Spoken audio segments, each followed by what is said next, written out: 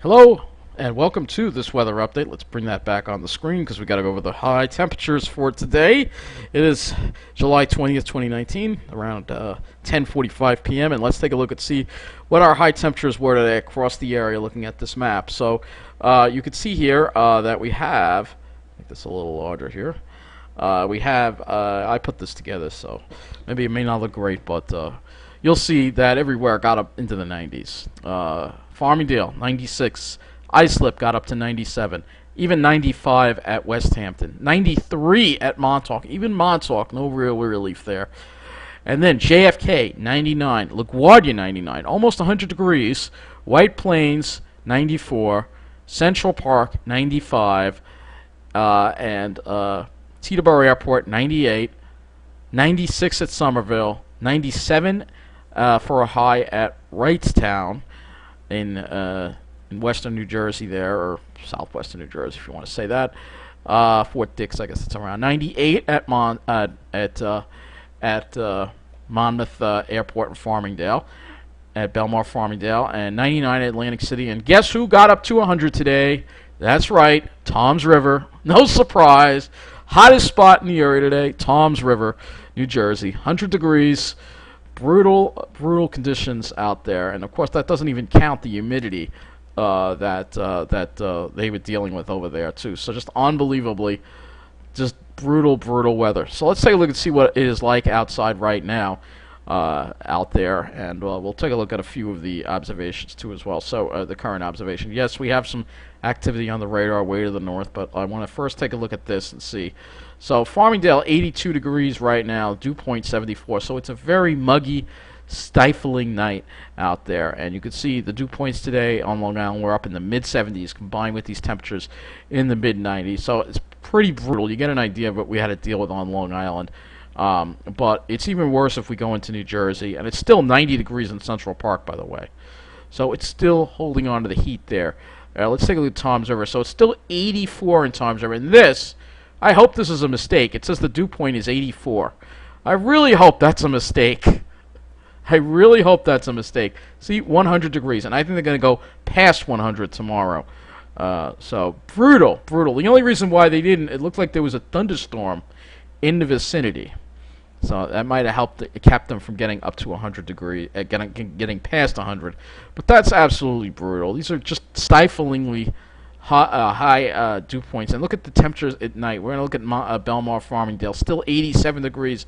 Dew point 76. So not much relief even in the evening. These dew points are just really ridiculous. Holding on to the heat, even outside the urban heat island.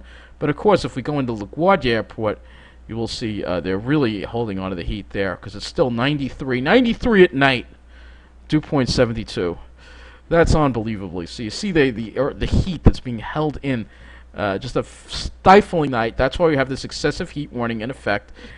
And this heat is no joke. Do you know that heat kills more people than any other weather condition? That includes floods, hurricanes, tornadoes, blizzards. Heat kills more than all of that. So think about that. So this is why this heat is no joke. Especially when you combine it with this high humidity, that's what makes it that much worse. You know, it's one thing to have heat waves like this. We've had them in the past, where we've had these kind of temperatures, but not with such high dew points. So you can see here.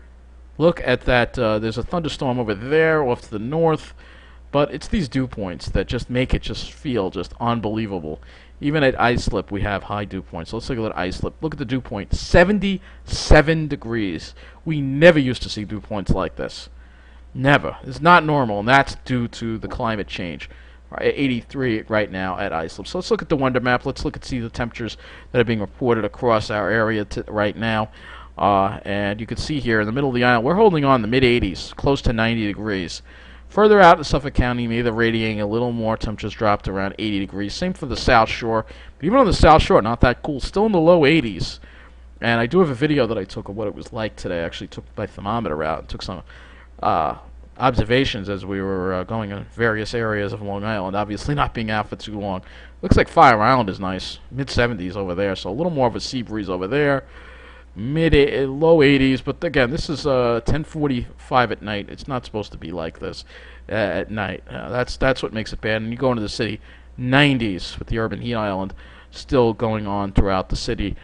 Just a brutal evening in the city. You don't. That's why you really don't want to be in the city. It's hot there, and it stays hot through the night. So in this, at least it looks like it's cooled down a little bit in Tom's River, mid 80s, but still just a brutal night. Now let's put those dew points in there because this is what makes it feel just unbelievably atrocious. Mid and upper 70s dew points, maybe a couple of 80-degree dew points. I'm sure somebody had an 80-degree dew point today or got really close. I'm still not buying that 84 dew point at the airport. I think there's something wrong with that. The airport is right over. It's right over here. It's in this area here. So, yeah, right here.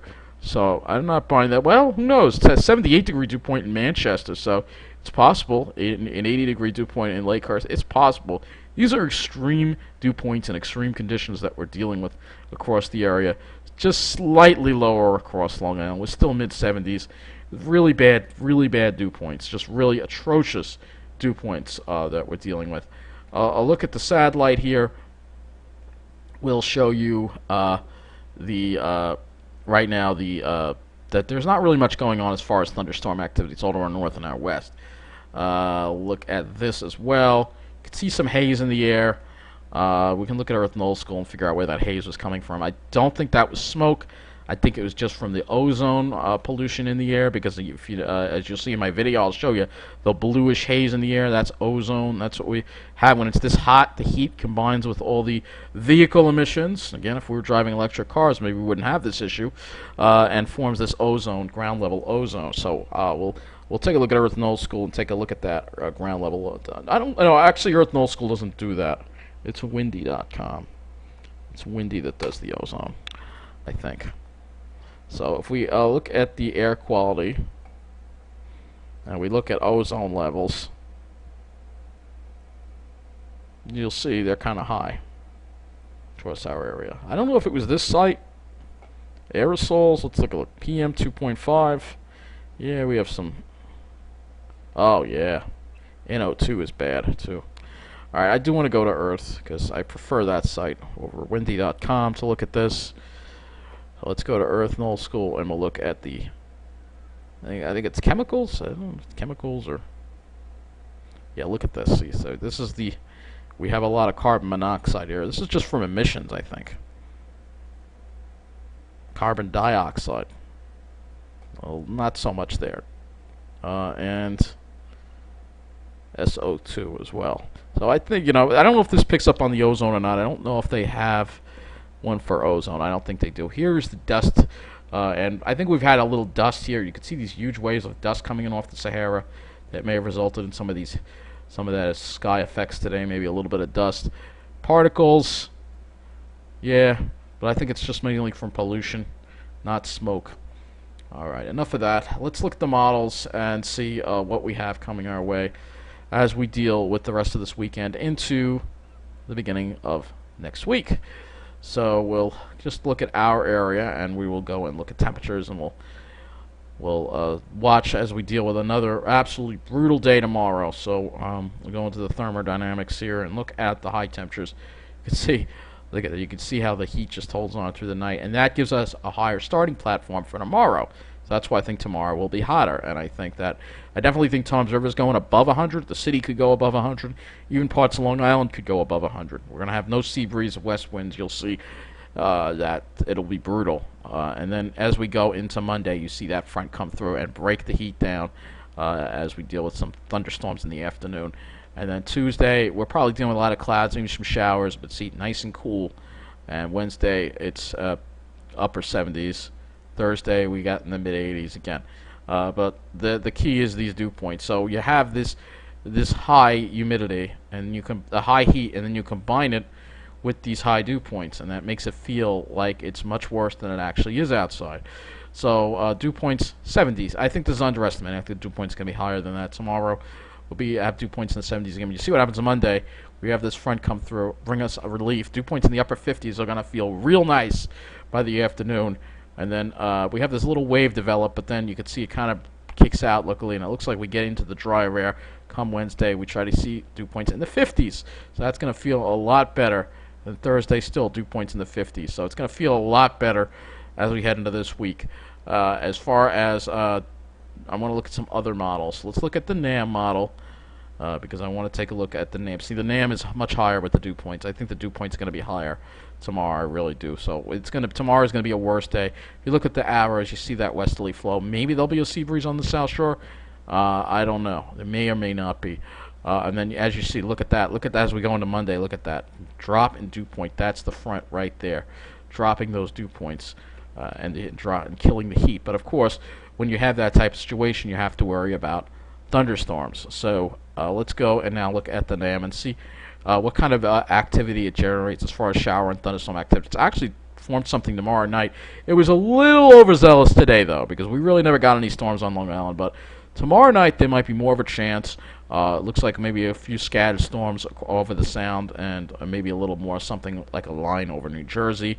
And then as we go into Monday, starts off dry, but then we start seeing these thunder. It starts off dry because the front's just kind of like just draped over us. There's nothing really mechanism to trigger anything until this low comes along it, and then we could get some heavy rain, maybe some severe weather Monday night, and we'll have to watch for that. And then Tuesday could wind up being seeing more rain. We'll have to see because the front's going to hang up with this wave that's going to come along it. But I don't really have enough of the NAM to really show you that. But I'm thinking we're going to see another possible severe weather event Monday night, Tuesday, perhaps with that front in the vicinity. That's always a possibility. Back to the GFS here. We'll look at the clouds. So we'll look at the clouds here as we go into tomorrow. You know, it'll be hazy sunshine. Maybe not. Maybe there'll be some blue sky. Monday, we're still going to have some sunshine. I don't think it's going to be an overcast day. I think the rain holds off until the evening. And then we have the rain Monday night into Tuesday, and look at that. We try to get that front offshore. We don't know how far it's going to get. So this is the thing. We have some really nice air back here, but we just don't know how far this front's going to get. The GFS is trying to be a little more progressive with it, which is good. But it's all about that upper air thing, and you know, if we go back to the CONUS view, if we go back to the CONUS view and look at the upper air. Let's look at the upper air.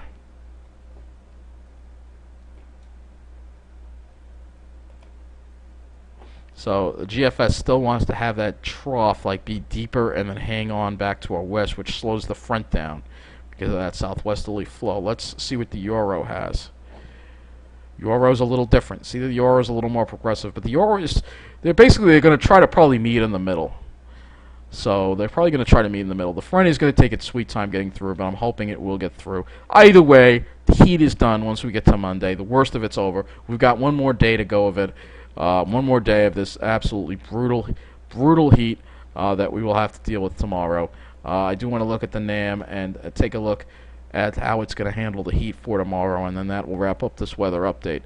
So if we look at the temperatures for tomorrow on the NAM, I'm just curious to see how hot it gets it. Yeah, so this is pretty much an agreement. It looks like there does try to be a sea breeze in the afternoon tomorrow. I'm hoping there really is. You can see, look at that get knocked down. So we'll have to keep an eye out for it. I'll have another weather update for you tomorrow afternoon. Take care, please. I advise you, don't spend too much time outside at all if you must. If you try to keep it under 10 minutes. And you don't do too much physical activity, that's the best thing if you must go out. But don't do too much physical activity because the conditions outside. And I got to tell you, my sympathies are with those construction workers working on that project right now at the Urban Avenue crossing in Westbury. They've got to be dealing with such a difficult, well, it's Newcastle Road, but they got to be dealing with such a difficult time working in these kind of conditions. I really wish the railroad would have postponed the project because these conditions are really just inhumane to work in. But hopefully they're drinking plenty of water. This is what I mean. How could anyone argue against overtime? These people really work there. They torture their bodies just to get this project done. So again, my appreciation goes out to those workers working on this project this weekend in this extreme weather. Thank you for watching this weather update, and take care.